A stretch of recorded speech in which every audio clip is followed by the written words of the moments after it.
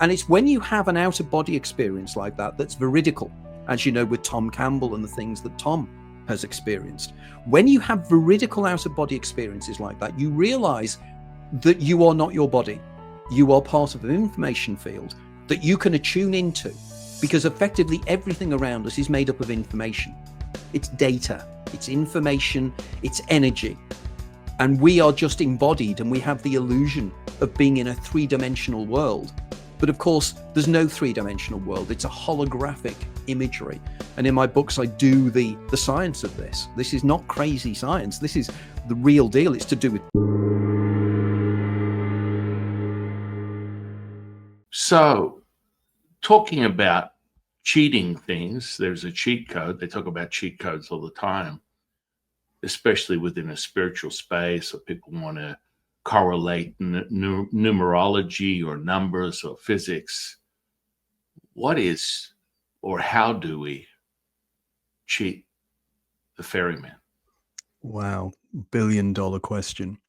The concept of cheating the ferryman, I first coined probably 25 years ago now, as part of an academic paper that I had published by the International Association of Near-Death Studies. And I use the term cheating the ferryman quite precisely because I'm quite interested in the implications of the mystery schools within ancient Egypt, within ancient Greece, particularly the Eleusinian mysteries.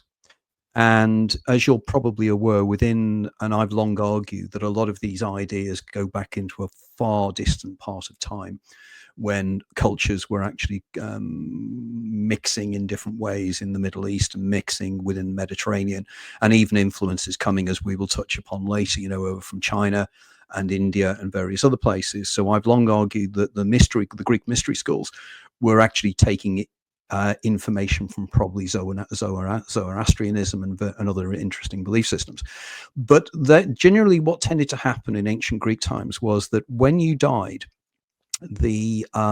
your family and your friends would place tiny coins on your eyes called oboli, or they'd place an oboli on the tongue.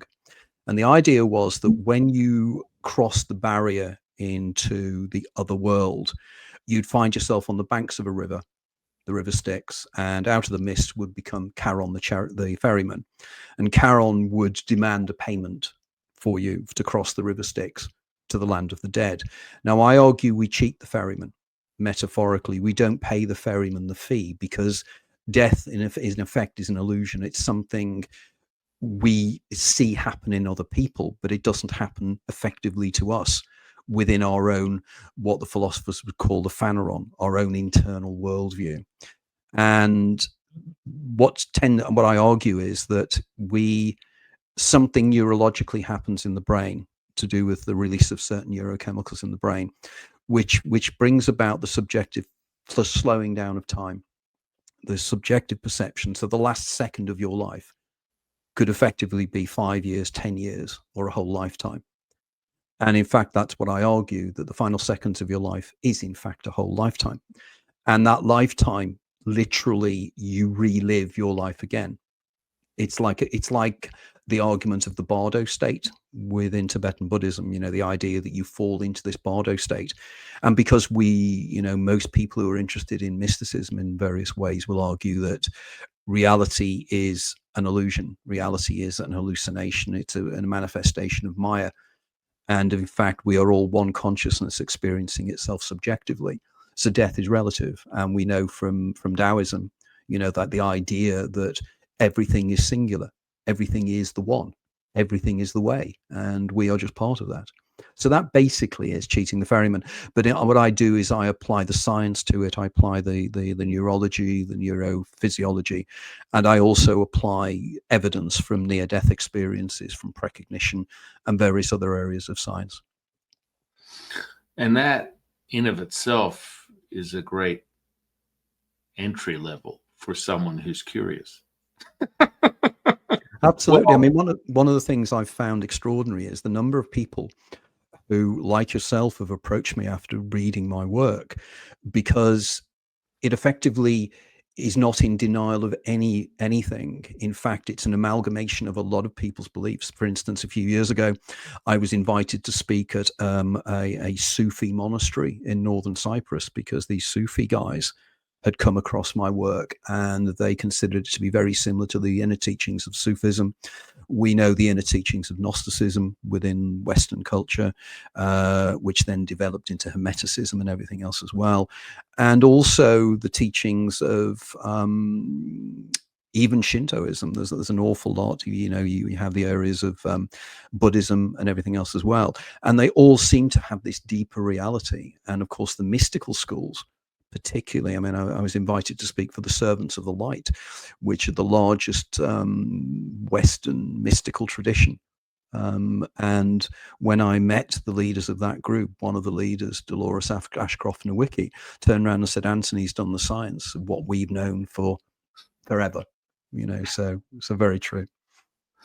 And it's interesting how that melds together, because you have people that are purists, or then you have an alternative to what some physicists crunching numbers would refer to a variable, like a dear friend of mine, Tom Campbell, who has a version of reality. I know Tom quite well. And a lot of scientists would poo-hoo the way he approaches delivering that to the world, even in the format of scientism.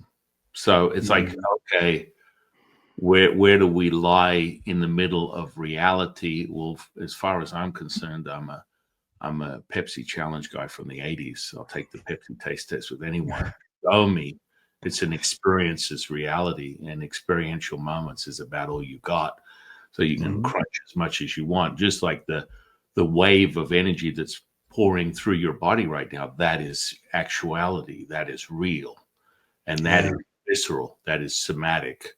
And so when you are able to create union, like what we're experiencing right now, meeting resonance equal to or greater than, you have what we would call an undeniable realized effect that you can now go, okay, there's something there. I can't explain it.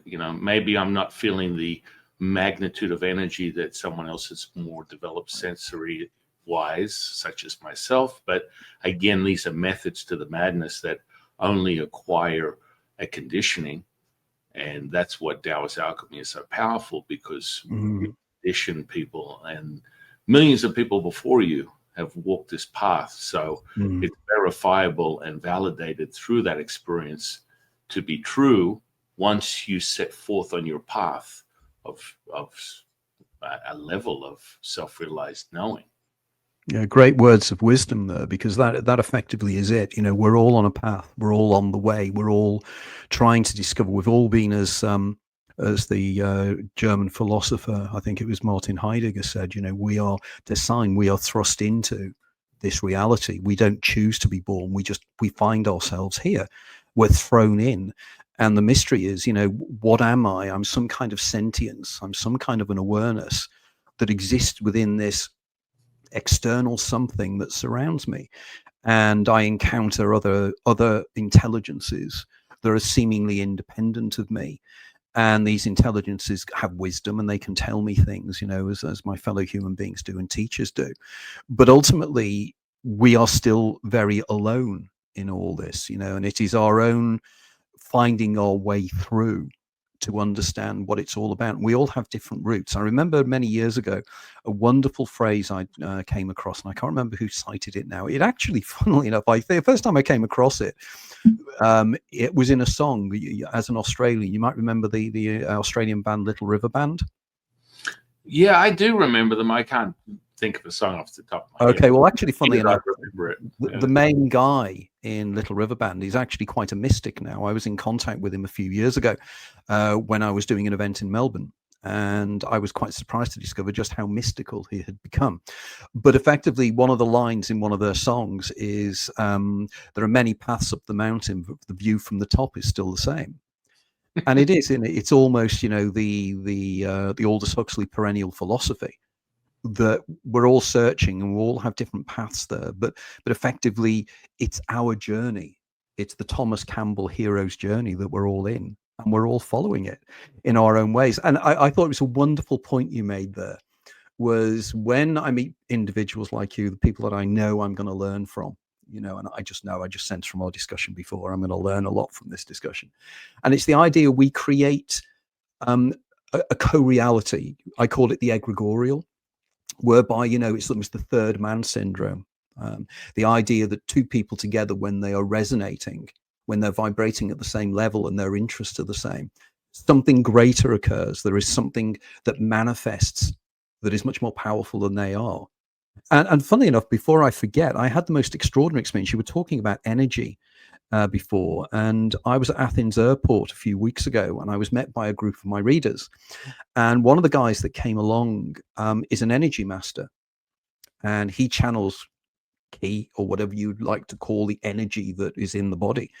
And he showed me how powerful this energy was. And he touched my back and ran his fingers down my back, and the electrical charge was absolutely painful.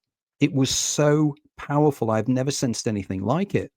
And I actually have posted on my YouTube channel a video of some of the things this guy did.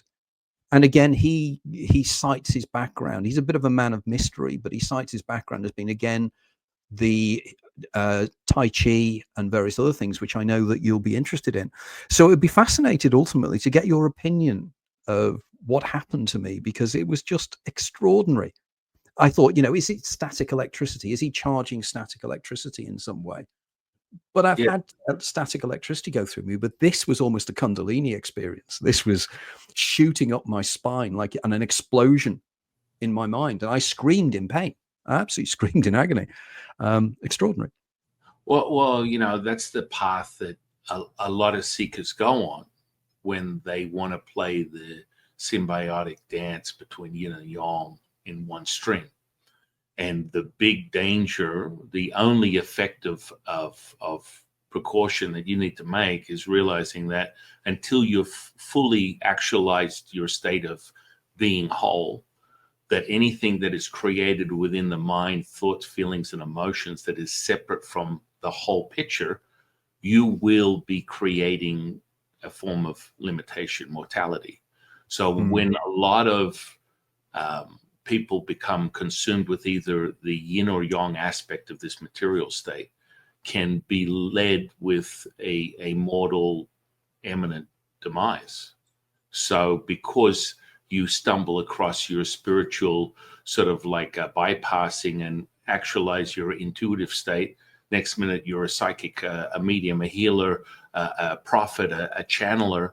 These are all fantastic self-realizations, yet if they're not balanced out and you're able to merge everything together as one, you will just create more inversion. So from a Taoist perspective, the inverted state is the absorption of all colors is yin. The emission of all colors is yang.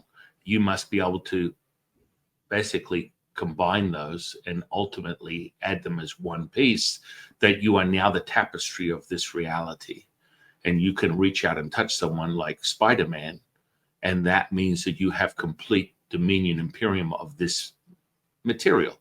So when you go at one extreme, and I briefly had interactions with a guy by the name of the Magnus of Java, John Chang from the 80s. Okay. And so I came across him through one of my employers, because I've been teaching this stuff for well over 30 years. And he was basically employing John on that side of the world while I was working for his family on this side of the world. So what happened was I was recruited by his daughter. He's, you know, at this point probably still commanding most of Indonesia. He literally owned the country and everything else in between it. Yet, you know, when he would come to America, he would visit his daughter, and I was her spiritual advisor and healer. I don't believe in Western doctors of any kind. And Mr. Damati at the time was like, you're just like John. I'm like, well, how am I like John? Well, you just touch things and they heal. And they're like, this is, I never thought I would see this in the Western world.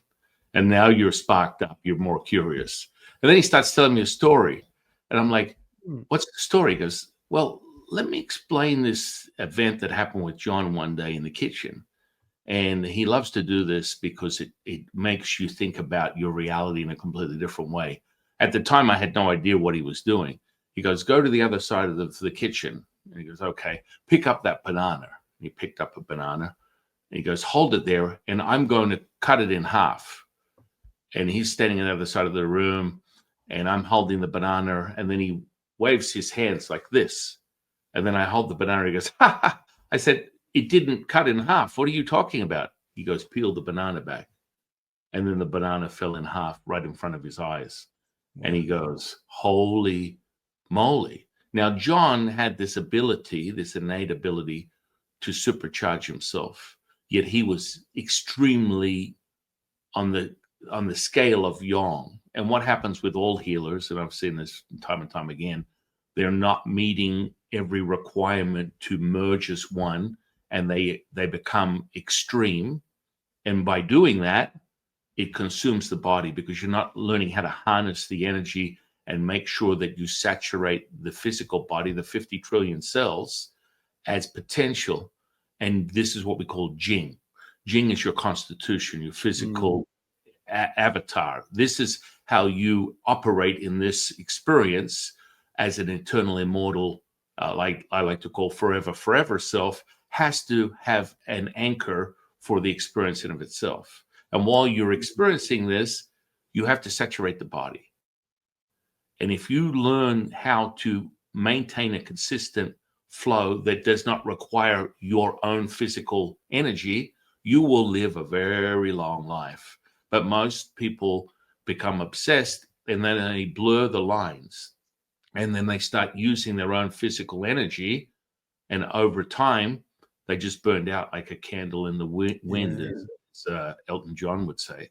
And so extremes like what you're experiencing is a very highly concentrated sort of like path that is acquired, but through a lot of conditioning. And that's absolutely fine. But you don't have an existence, you don't have a life, and you are just consumed with harnessing the energy. And ultimately, that practice of energy will end up in imminent death. Like the duration of life from being able to project that type of energy will not be, a traditional 70 to 80-year-old. You're going to burn out very quickly. Like you'd be lucky if you make the 70 mark pushing this type of energy. And that's okay. Yeah, that's all right. go on. No, it's okay. It just, people, when I get, like, most of my students are from native China or across Asia, because they've never come across someone who, in their opinion, and they just say it with a cheeky tone, but then they're forever asking for forgiveness. I've never experienced a Guilo teaching me this type of stuff. Now, a Guilo to a native Chinese speaking Mandarin, cultivating, or furthermore Cantonese, it means white spirit, or furthermore, it has a connotation of the N-word. It's because you're being able to recognize what's necessary to be whole. And all of a sudden, the narrative of the mental, emotional state becomes irrelevant. And when you cross over from detaching to attaching as all things, it won't matter if you're in your personality or not. You will be supercharging this material state, and the evidence will be constant. This is very interesting, because one of the things that I've long argued is that if we are living our lives again, and if this is all Maya, it's all simulation, we're all stuck in some kind of loop, for want of a better term. We will have lived this life many times, and there's elements of ourselves that have lived this life before, a form of a variation of us, our game player, for want of a better term. And I argue, I call this the Daemon, using the great ancient Greek terminology. So it's the Daemon, which is your kind of spirit guide. And the Eidolon is the version of you that lives life linearly and lives it only once. Now, one of the things I've noticed over recent months in my life is a kind of a coming together of a lot of the paths I've been following and a lot of the areas I've been interested in. Suddenly people are coming into my life and they are explaining things to me. and expanding my own understanding of the world around me. Now, of course, one could argue that they are emanations of myself, and therefore they're there to help me because they are part of me. But it was fascinating that a few weeks before I had the experience in Athens with this guy, I did a big American event in Southern California, in Indian Wells, called Contact in the Desert. And I was doing a live interview there during the event. And there was a guy in the audience who came over and started chatting to me afterwards. And he's a guy called Chris Ramsey. And if you look up Chris Ramsey, he's a world famous magician. I mean, he's got 8 million followers. He is, it's extraordinary. And we sat afterwards and had a cup of coffee and a chat. And he did a couple of magical tricks that really astonished me. I have no idea how he did them. But he turned around to me and he said, yes, but it is literally a trick. He goes, it's diversion, it's using neuro-linguistic programming, it's using various things. And believe me, the tricks I have just done to you are tricks. And he turned around to me and he said, but you will appreciate here. And San, you'll appreciate this as well. He turned around and he said, but there are occasions when I'm doing a trick, when magic happens, when something that I didn't expect to happen happens and I cannot understand it. And he sent me an example of this. He said, I'll send you an example of this. And it was extraordinary. And he was doing a standard card trick with the USA many times memory champion guy, English guy that's based in California. And what he did was basically he got the guy to cut a set of cards and he checked the cards were all genuine. And then he just got the guy to select a card at random but not look at it and then hide it behind his back. Now, the original trick, as Chris explained to me, should have been that Chris would then identify the card. And Chris turned around to me and he said, and again, it was a trick because he said, I knew what the card would be. I'm not going into detail, but I knew what the card was going to be in advance. I had set it up so that I knew the card would be. And as he was doing it, he turned around and he said, a voice in his head, and he was being filmed, this was live, and a voice in his head went, no, don't do the trick this way. Do it the other way. Get him to say what the card is. And Chris, you could see Chris in the video, you can see Chris looking confused. And he goes, I'm going to turn it round now. And he turns around to the guy and he said, okay, what do you believe the card? You haven't looked at the card, have you? And the guy said no. And he goes, what color is the card? And he said, black. And then he said, okay, what type of card is it? And he said, it's clubs. And he said, and then Chris goes, okay, I'm taking a wing here. Do you know what the number was? And the guy goes, no, I don't. And then he went, it was the 9. It was the 9 of clubs. And he takes the card from his back and looks at it and he goes, and it was the 9 of clubs. Now, as Chris said to me, he said, that was either me recognizing what the card was going to look like, or I was manipulating my reality to fulfill my intentions because I knew it was going to be the 9 of clubs, but he didn't. And he said that happens a lot. And he said he, with his fellow magicians, they discuss this a lot. They have this something magical happens. You again would say maybe it's key, who knows? But again, he was a martial arts guy. He had been involved in martial arts in the past. And he knew how to channel energy in various ways as masters do, you know, and people and I think he was high level guy in Aikido, I think it was Aikido, if I'm pronouncing it correctly. But that just astonished me. And then suddenly 3 or 4 days later, back and I'm traveling in Greece and I meet this other guy who was saying the same thing. So I had the opportunity in my own podcast to discuss this with Chris. And Chris is now intrigued about how this guy does this. And I'm sure that you're involved in this somewhere as well. You're here for a reason. You're like the trilogy and you're going to answer the part of it. Yeah. I mean, it's a conditioning. You know, I've performed that many times in the past, and you are cultivating thunder magic, what we call thunder magic, an energy that is a culmination and ultimately harnessing that energy through the spleen that takes the converging of the upper and middle dantian. Right. Okay. Yes. Are able to harness that energy within the lower dantian, and then you can do things like supercharge and electrify people at will. Now that's a very concentrated energy, But, you know, at the same token, you can focus your attention on that, which is always exciting.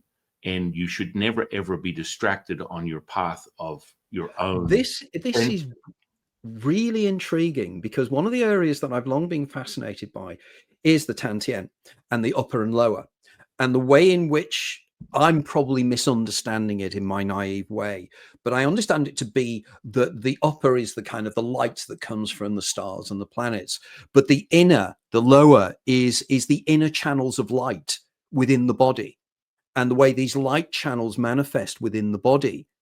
And they converge in, correct me if I'm wrong, the term they use, the crystal palace, the area within the brain where the pineal gland is. And that's where the light comes together and the light converges. Now, I'm now wondering and thinking aloud here, you know, is do certain individuals like yourself and people like Chris and other individuals, they can channel this energy outwards, Mm-hmm. and they can use it and harness it in various ways. I mean, is my interpretation right there, or have I taken very much a layperson's viewpoint?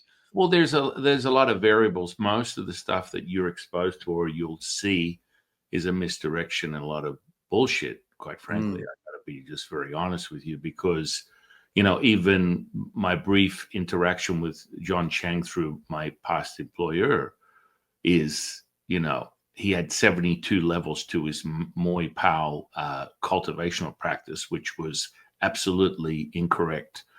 When I called him on it, it was 9. It wasn't 72. But, you know, you can literally have people, what I call playing with spiritual baby shit for their lifetime if you want, because they're experiencing more things that are tangible that they've never been able to harness before. And you can just leave them on the pause button.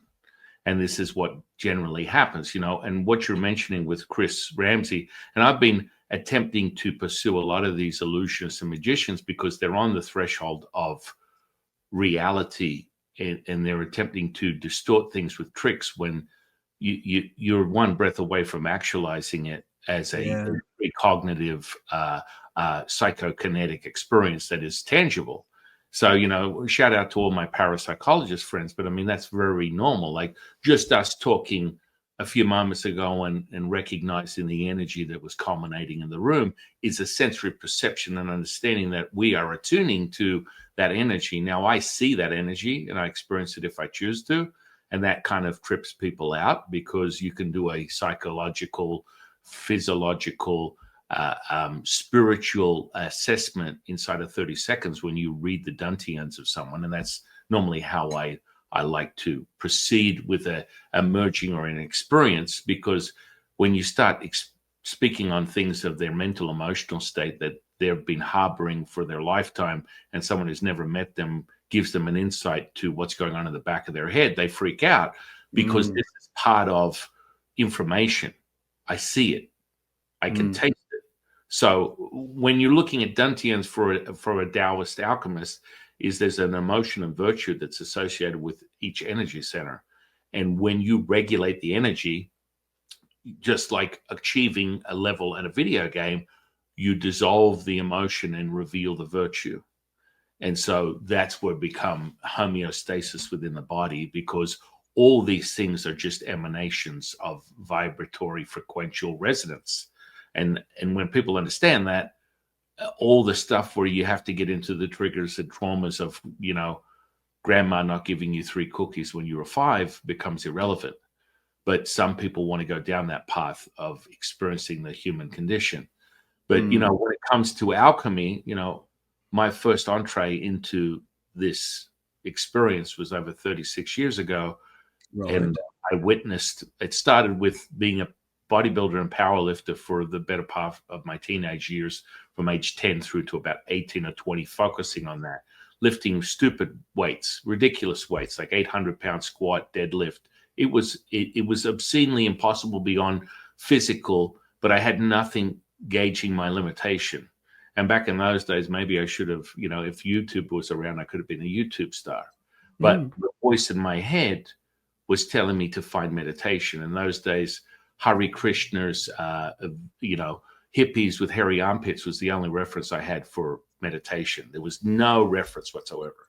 So I found a meditation class through it classifies, and a lot of my kids are like, well, what is that, Dad? You know, I've got 6 kids and they've never seen a newspaper before in their life. And I'm like, it's a newspaper, and people post things and you go looking for them. So I went and found a meditation class at the time, which I had little to no understanding of, but I needed to embody this because my body was feeling like the hubcaps were coming off the wheels. I needed to understand what was going on. That you couldn't contain or harness the amount of energy that I was generating through the powerlifting. And so I went to the meditation class, and within a week, this all happened within a week. In that class, I stopped sound for 20 minutes, and I was like, this is my answer to superpowers. When I was a kid, I would look through my hand and look through walls and see through people. And so then that led me into my first experience of death, where I was hit head on by a car, and I came out of my body, and I witnessed my mother running to my lifeless body on the side of the road. And just like Peter Pan, just like everything I'd fantasized with, because I was an only child, latchkey kid in those days, I was left to my own devices. My mother was attempting to create, you know, this is where you understand near-death experiences very well. And so there was no sense to it. I was basically watching them cart my body away, put it in an ambulance.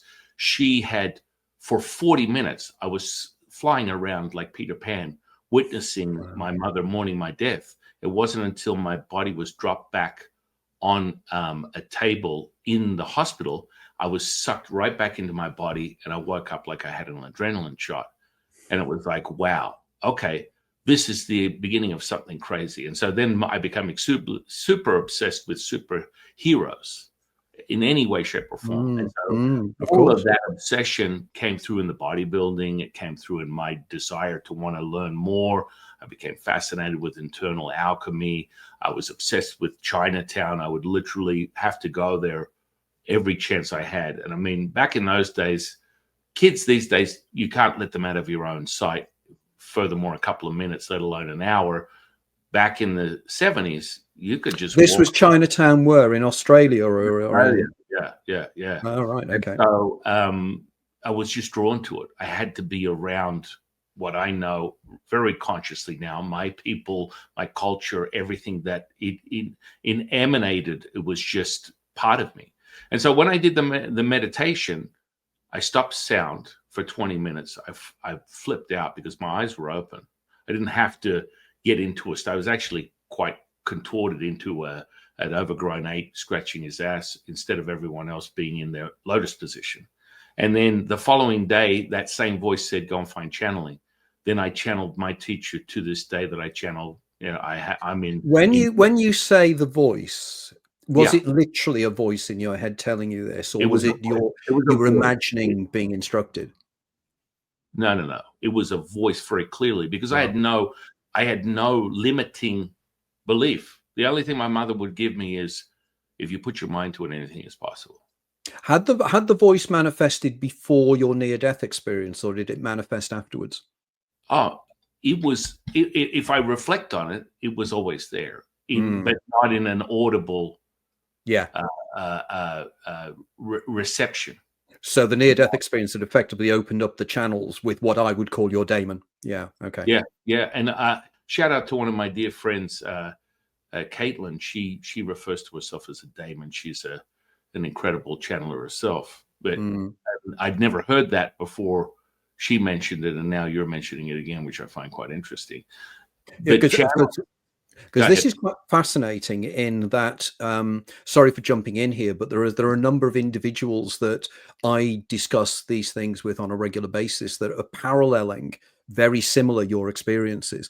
One individual is a guy called Myron Dial, who is a Californian artist who had a series of near-death experiences when he was a child, and his Daemon manifested. He calls it Charon, ironically enough. And he contacted me around about 15 years ago when my first book came out, because he said, your book is describing my life's experiences. I know this voice is in my head. I know this entity is here. I know it's part of me, and I know it's guiding me. And there's another guy who has an even more fascinating story, who is a Croatian guy who was brought up in Canada. And he had 3 near-death experiences, including he was a rock star at one stage, and he electrocuted himself on stage. And just like he found himself out of his body, hovering around, looking down around him. But when he was a child, he had a near-death experience whereby he drowned. He was drowning in the sea. And he said he literally started to drown when he was about 6 or 7 years of age. And then suddenly he finds himself, and he described he's floating in space. And he can see stars around him. And he sees one star, and he starts flying towards the star. Tony, you there? Tony, you there? And then he gets towards the star. He sees the stars has little planets. Lost you? Yeah, I am. Can you hear me now? Oh, perfect. I can hear you now. Great. Good. Okay. Yeah, the Archons didn't like what I was saying. We get this a lot. I'm totally used to this. Yeah. Seriously. No, I'm seriously serious. used to this. Yeah. You know, it happens all the time. So it's as if this information shouldn't get out there, and somebody doesn't like it. As I say, it's a running joke. Whenever I do interviews with people, we just wait for it. We call it the joking the Archon attack. But anyway, this guy himself, he then goes to the 3rd planet outside, zooms in, and he sees the Mediterranean Sea. Then he zooms in and he sees Istria in the northern part of Croatia. And he flies in, and there's a little boy on a beach, and there's people around him pumping the water out. And he comes to, and he's back in his body again. And he said in the group around him, there was a strange person standing in the group that he immediately recognized, even though he didn't know who this person was. And this person then has manifested in his life. And get this person not only has manifested in his life, but this person channels information about inventions. And he showed me, he lives in Lucerne, on the shores of Lake Geneva in Switzerland now. And he showed me these books he has with notes, with code. And he said, what will happen is my Damon will speak to me and go, right, you need to go to the 3rd volume now, pick it out, open up the 15th page, and you will understand what's in there. And he does. And he's got so many patents, scientific patents. He's massively wealthy. And it's all to do with these. He's like Tesla. And he said that there's this voice that manifests, and it talks to him. And again, in my second to last book, the last section has a section on his near-death experiences. And he's a guy called Pierre Rubessa. And he even has artifacts that manifest, that appear in his life. It's extraordinary. And now you're saying something profoundly similar. And it's because these experiences, they open up the channels of communication between the Eidolon and the Daemon. And the Daemon can talk to you. In my book, Opening the Doors of Perception, this is exactly what I discuss. It's how the doors of perception are opened through crises, through near-death experiences. And it's when you have an out-of-body experience like that, that's veridical, as you know, with Tom Campbell and the things that Tom has experienced. When you have veridical out-of-body experiences like that, you realize that you are not your body. You are part of an information field that you can attune into, because effectively everything around us is made up of information. It's data, it's information, it's energy. And we are just embodied, and we have the illusion of being in a 3-dimensional world. But of course, there's no 3-dimensional world. It's a holographic imagery. And in my books, I do the science of this. This is not crazy science. This is the real deal. It's to do with black holes. It's to do with the loss of information. It's to do with entropy.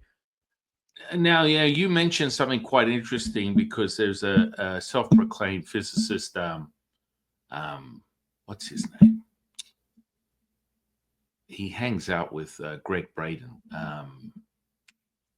Oh my goodness, I'm lost for his name. I Okay. follow him. But he has described his research, and he has receipts that refer to, black holes as being the super glue to this entanglement or reality that we're experiencing. Now, what I find really interesting is I teach an ancient alchemical process that activates the middle dantian, which requires the death of a star and the rising of the red phoenix, which then evokes and opens up black hole energy.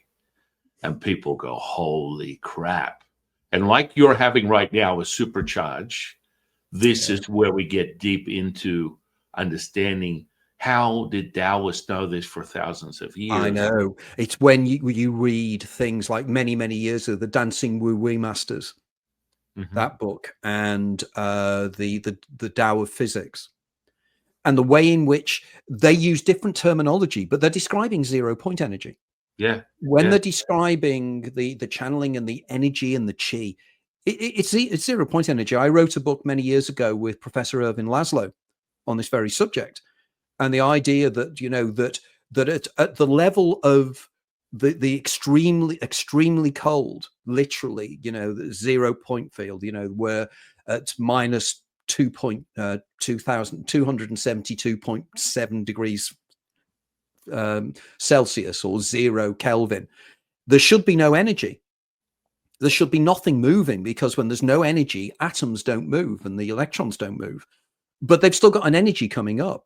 And they realize that what we think of as the quantum vacuum is not a vacuum, it's a plenum. It's full of information. And effectively, this is the basis of this hallucination that we think is reality. And we're all part of it. It's like a massive feedback mechanism, isn't it? And it's like these entities. When I use the term egregorial, what I mean here is that when we manifest entities like the Buddhists will create a tulpa, for example, these we are creating them out of mind material, but they have physical presence. They are external to us, and they have motivations that are external to us as well. And we know this. We know that the entities that people encounter during DMT experiences, you know, and I know of a group of experiments that have been done in recent years. I mean, there's the famous Toronto experiment from many years ago, actually, 1970s, when they manifested an entity called Richard Aylesford.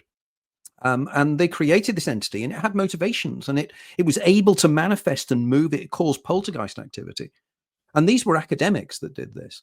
So clearly the power of the human mind is extraordinary. And individuals like you have been channeling that information and expanding it outwards for years. And I think it's fascinating how you mention, it's wonderful, the way you make the link with power, with weightlifting. Because this is something that has long fascinated me, because a number of my friends were very heavily into this. And one guy who's very like you is a jiu-jitsu master. And he was telling me that, rather like yourself, he went to Japan as a teacher of jiu-jitsu. He used to be my webmaster, really big, powerful guy.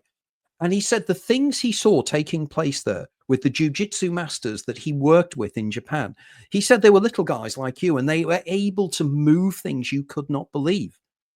And it's just channeling energy. It's just channeling chi, isn't it? For want of a better term. Oh, 100%. I mean, you know, that following that week, the next day after stopping sound, I channeled my teacher, and the channeling teacher at the time was a 60-year veteran in channeling. I turned up to his class, and he looked at me and went, you know, you're in the wrong place, my friend. And I'm like, no, I want to learn how to channel. Well, no, it's just not for you. I'd look around the room, and there'd be, you know, again, a typical stereotype of a person who is in a meditative state of, you know, enlightenment. And so I, being at the time being a, you know, an overgrown ape, a bodybuilder, this channeling teacher was like, no, it's not for you. And I'm like, I've been told I need to do this. It's like, you're wasting your time and your money. Let me please try.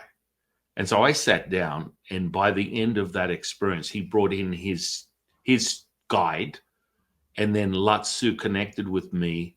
It was a beam of light. And this is a consistent thing that I find interesting about all my friends. I've got like probably 60 or 100 friends that are channelers, legitimate ones, not full of shit ones that are hoping to become that. And that's okay if you're in a place of hope. That's an opportunity to change. Let's get you where you need to go from hope to realized. But the consistency is the same.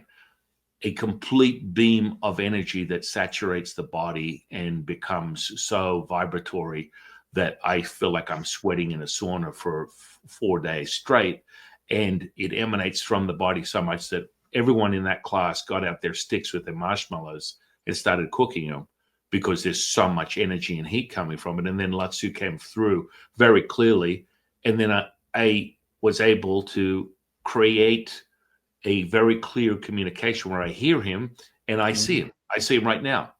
He's sitting in the room, and he is as visual and as vivid as you are. And, you know, looking around this table, I'm sitting at a table with 6 of my teachers that are very tangible, very real, very visceral. And then it freaks people out if I'm having a conversation and I'm like, would you like to experience that? And they're like, okay. And then I'm like, he's about to enter your body, and they flip out and they go through it. They're like, we have to stop this conversation because there's energy that was not, it's like literally like you're experiencing it now as he enters your body. And they're freaking out because how is that possible? There's no such thing. There's no way that I can experience an immortal's own emanated energy, because everything has a center, everything has an energy field that you need to understand, even from the realm of what people would consider spirit. This is really, for metaphysical terms, for a Taoist, is quite simple. The highest state of emanation or creation is what we call the mother. We refer to that as the Wu Ji. She animates everything. And from her breath, her drawing of her breath in creates yang, which is the male form. And then you create that seed from the womb of creation.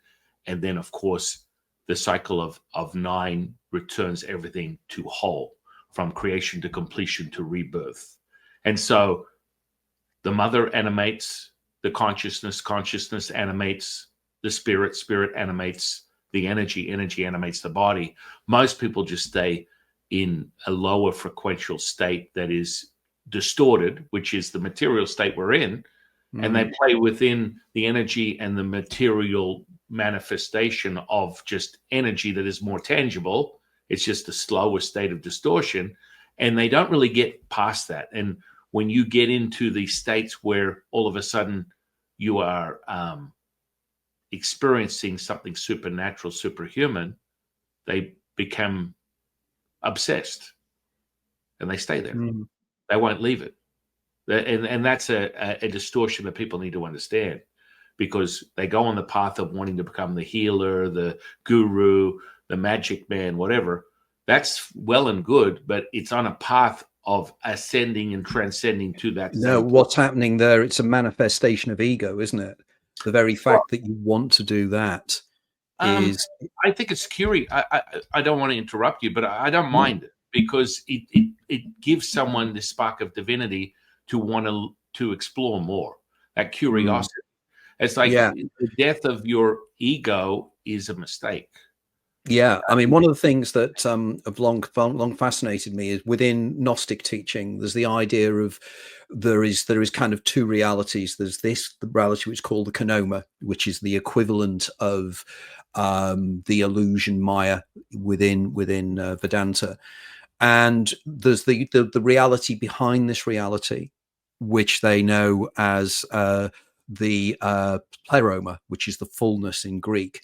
And that each human being has a shard, a spark of that immortality trapped inside of them. And it's manifesting that and finding that inner light. And again, I'm fascinated because in my writing, I'm also very eclectically interested in other belief systems. Like there's the Taboric light that is in Greek Orthodox religion.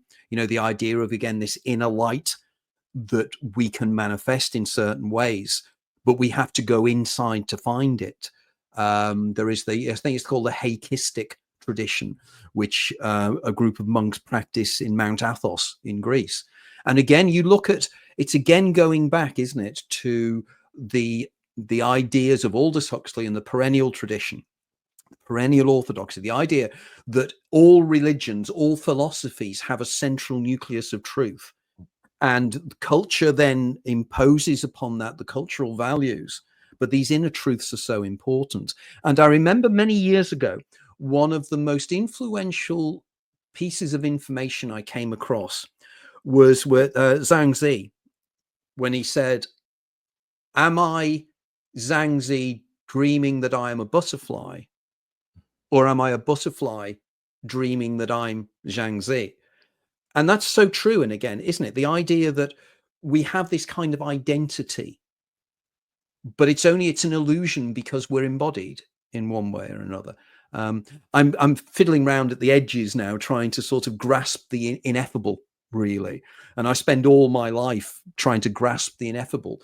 And we are trying to put into language things that you can't, there aren't words for. We are restricted by our language to describe these. This is why a lot of Taoism fascinates me, because one of the people, do you know Jason Gregory at all? Oh, I've actually come across him.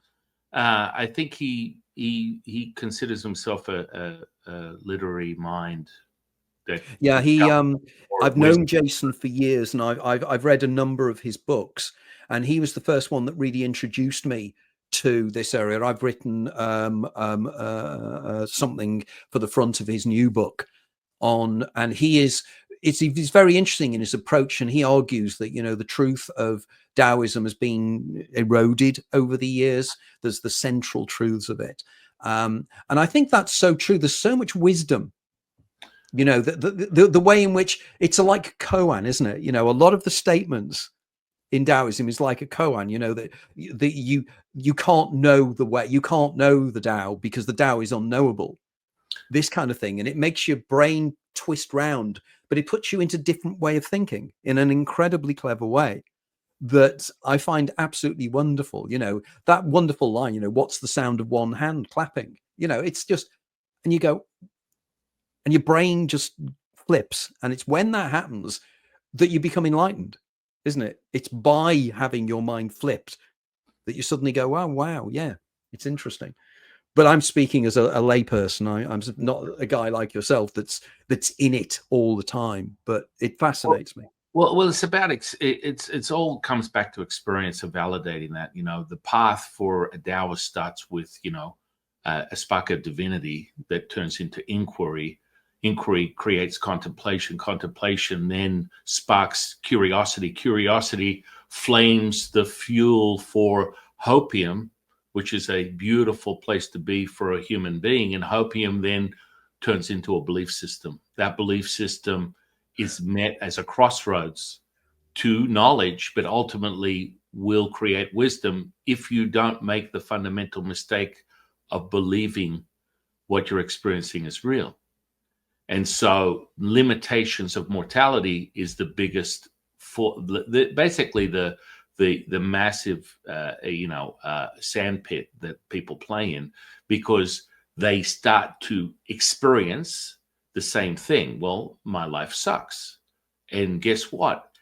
Ultimately, you are a creator of that. So when you're immediately in anger or frustration, depression, whatever, this is your ability to manifest that will. You don't want to ever give yourself credit when you're doing that. Only when you find $5 on the way to the supermarket, or maybe something positive in your subjective version of positivity becomes realized that, oh my goodness, that's real.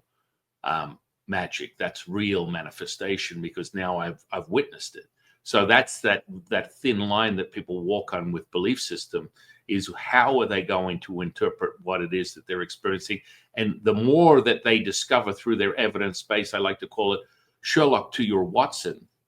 Elementary, my dear Watson, the human condition through the labyrinth of the finite mind, which then as you enter and exit, you discover the human beingness, which is you are all things and nothing at the same time. We refer to that as the bellows of reality, where you're contracting and expanding at the same time.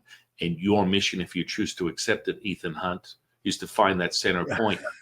And when you find that center point, you go through it and realize that I am all things. I'm not the center of anything. I am everything and nothing at the same time. That's what I think you refer to as the paradox.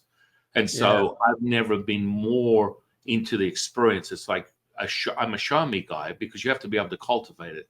So preceding that channeling of my teacher that I now commune with on a second by second basis, and I'm not 3 cents short of $1, as Crockett and Tubbs would say from Miami Vice back in the 80s. I didn't leave my groceries at the meat market.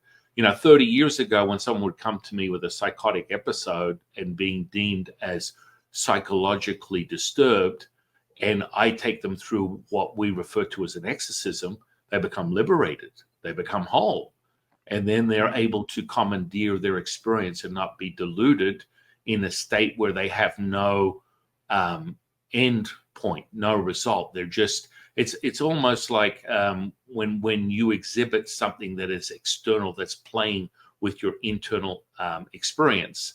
These are entities that cling to you depending upon your own experience. You are creating this experience. You're again, my point, the egregorial, and effectively, just to go back very, very quickly, the descriptions that you put together then, you were channeling something quite extraordinary there.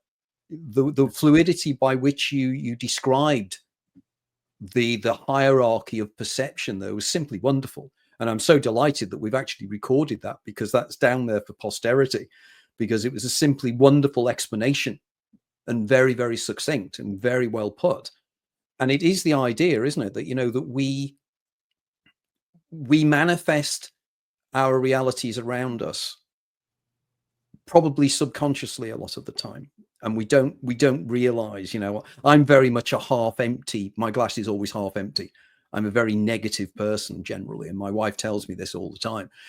But to me, I'm never then disappointed if I don't expect things to work. Like for instance, the Archons, the joking thing, joking part apart. I expect that to happen, and it does, and it happens consistently, and I know I'm causing it. I don't believe for 1 minute there are nasty individuals out there listening to San and Anthony talking about these things. That's not what's happening. It's me thinking, when is it going to freeze? And I wait for it to freeze, and then it freezes, and it does. And it happens time and time and time again. It's and that's the evidence. I'm sorry? That's the evidence. That's all you need. Yeah, it is. And this is the thing, isn't it? We go through our lives, when people, I've always argued this as a sociologist by my background in training academically, to me, people, we manifest our beliefs around us. When we have people that have seemingly crazy religious beliefs, their beliefs are not crazy to them, because the things that they perceive around them, their religious belief systems, support the things they see. And this is the danger. We all live, again, Peirce, the American philosopher, called it the phaneron. The idea we all create this kind of world around us made up of our hopes, our dreams, our anticipations, and we live within it. Like the Bardo state, we know that within the teachings of Tibetan Buddhism, the Bardo state is a mind created thing. It's not external to you. It's mind created. Everything is mind created. Everything is an extrapolation of the brain using external information to create something out there. We project the reality outside of us. And we know this now from quantum mechanics. Genuine, real quantum mechanics, we know that this is the case. We know that particles can be in two places at the same time. We know that our anticipation, I wanted to create at one stage a book about scientific discoveries, but the amount of time that scientists anticipate the reality of something, and lo and behold, they find it. I'll give an example of this. The discovery of the muon, which they had theoretically thought existed, was discovered by a team of scientists working with a guy called I. Rabi, who won the Nobel Prize for Physics many years ago. And when they discovered the muon, Rabi's response was, "Who ordered that?" And it was genuine, because he was so astonished, because it wasn't where they expected it to be. It was as if, and we know that waves and particles, we know that at the act of observation, a probability wave collapses into a point particle with a location in space and time. But before it's observed, it is a statistical probability wave, as Max Born argued. And this is known science. And yet the general people, the people involved in scientism, the very people that accept that, poo-poo the things we're talking about. Mm-hmm. And yet all it's doing is it's manifesting the kind of things that they already know theoretically happen. It's a weird world. Well, you refer to the magician you were talking about. that's the same type of consensus within their community. They're just living a lie. They don't believe any of this shit, and they just use the tricks to create. Yet I can teach you real psychokinesis. Why is it that you have to actually play the Peake touch as an illusion, as a force, as a manipulation, as a diversion, instead of experiencing it for reals? And so, when you refer to, him doing specific things, and he was just like a voice told me to ask him, well, this is channeling information through the individual, and they're echoing it back to you. But more commonly, if we had to refine it down to something within a scope of a hypnotist, we refer to this as idiomotor response. This is a divinity, but within the path of cultivation alchemy, this is divinity moving through the body. Well, funnily enough, one of the things that happened at the airport with this guy, unfortunately, his name's escaped me because I'm a bit tired today. But effectively, while we were there, I had a sachet of tissues, and he said, "Right, I'll show you something." And he made me press it against the wall of the airport, and then he said, "Just will it to stick on the wall." And I took my hand away, and it stayed. And then it dropped. I went to grab it and it dropped. And I said, "How did you do that?" And he said, "No, you did it." And I said, "No, surely it's either static electricity or something." And he said, "No, believe me, it's not." And it was this book here, this book they gave me on the Eleusinian Mysteries, which the author sent to me. This is a really heavy book. And we went outside, and he had me press my hands against the book, against the wall outside the airport. And I took my hand away, and the book stayed against the wall for about 10 seconds and then dropped. Now, I thought, again, was he manifesting this using static electricity? He then took me over to a tree, and he was making the leaves move by putting his hands around them, and the leaves were moving as he moved them. Yeah. That is astonishing. Oh, I find that it's exciting. There's only 3 people I've ever seen in my life that have levitated before my eyes. Right. 2 were Two were gurus in Indonesia, in the jungles of Indonesia, and then the other one was one of my students. And so a lot of people are like, "Well, Jafu, why are you not levitating if you've got a student that levitates?" Because I couldn't give a shit about levitating. It takes a certain level of devotion to cultivate that amount of energy, and you can sacrifice yourself to that. That's completely fine. What makes me warm and fuzzy inside is witnessing miracles, physical, mentally, emotional healings, which leads me to the 3rd day after I experienced the channeling of Latsu, was I experienced distant healing. And so I was talking to a friend. I just got back from a deep training session. I was talking to a friend over the phone, and that was the same teacher that had poo-hooed me the day before, that then welcomed me into his clairvoyance teaching class because I just channeled Latsu, but he was disgruntled, completely pissed off. And to summarize the event, within 6 months, I was holding in my arms, and he died of brain cancer. But we'll get to how he got to that. He got to that with an interesting thing, because he introduced me into his class of what we call, skills, sensory perception. So I witnessed or experienced a distant healing. So I got home, rotary phones. My girlfriend at the time called me up and said, "I'm not going to be able to see you." I'm like, "Oh, I'm disappointed. I just finished a long day. I just want to hang out with you." And she's like, "Listen, I sprained my ankle. It's the size of a watermelon." And I'm like, "Okay, I guess I'll catch you in a couple of weeks." We understand how blood flow works, how quickly something like connective tissue can heal. It can be variable, but generally speaking, it's going to take some time to mend. And so just before she got off the phone, I go, whoa, hang on. Let me try something. And she's like, "What?" I'm going to mumble a few things. They call this thing an incantation. And then I want you to tell me what you experience. But I'm going to go through a couple of things. It's a laundry list of things I have to do. Now, I accept everything at face value, which is childlike in my nature. I'm not assuming that there needs to be a distorted version of any of this stuff. And so when I went through the list, and then I basically murmured this very benign incantation, and it was like heal, heal, heal, heal, heal. And the next words that came out of that woman's mouth was, "What the?"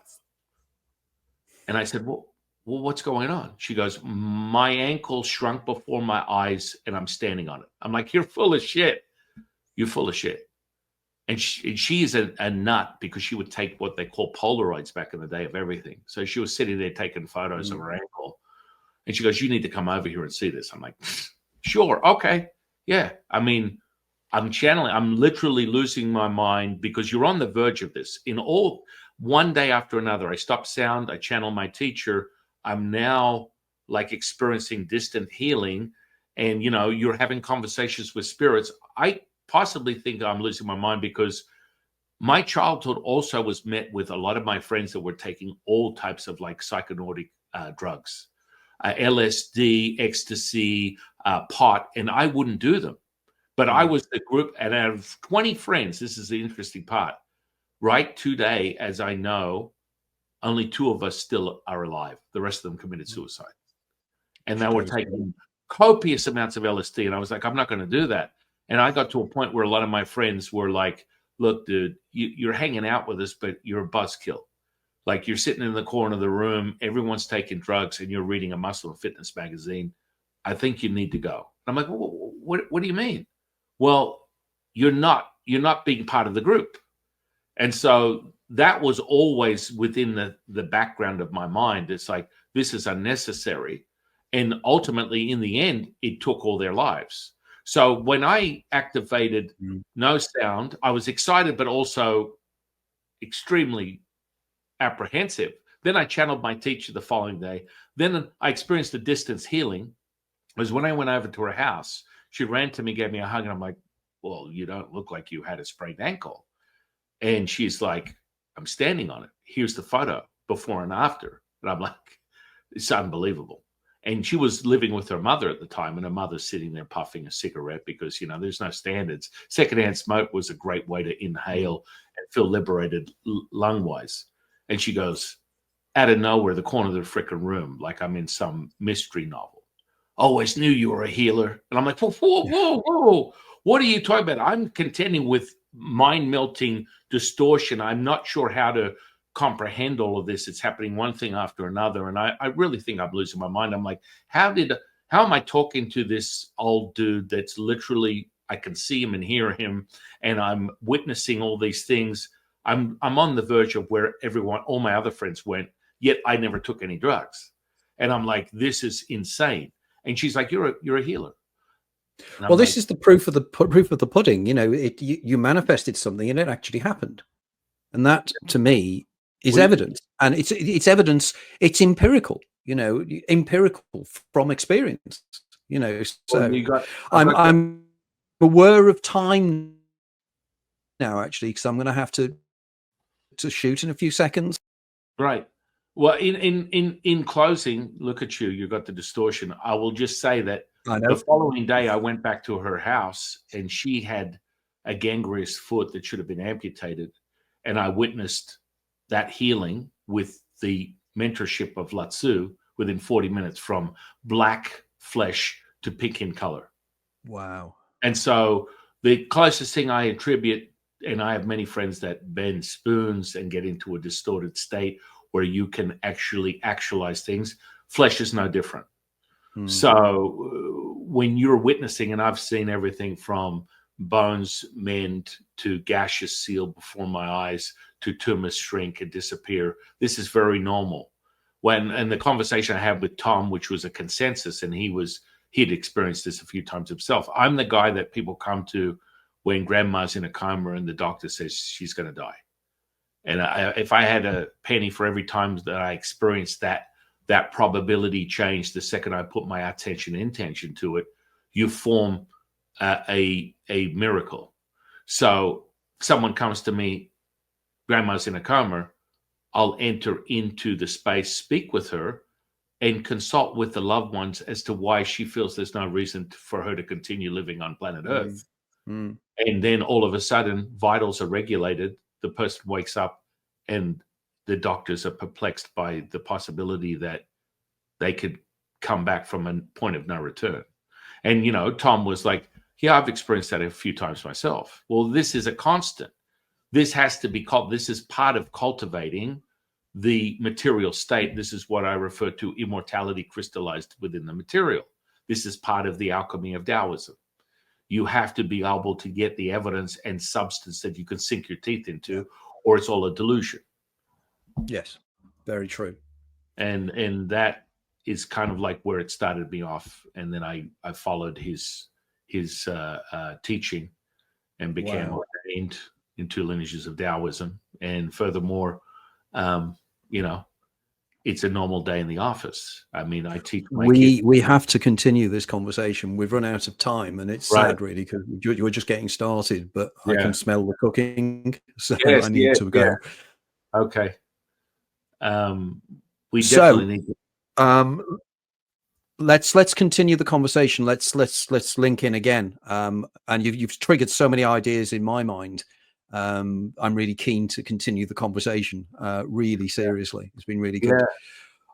I would love it. And we will definitely, we'll set up another time and make this a part 2, and just keep it going, because all the things that your friend, the magician, this is all, you know, he understands ideomotor and ideograms are just common for remote viewers. I mean, this is just a language you communicate within your subconscious.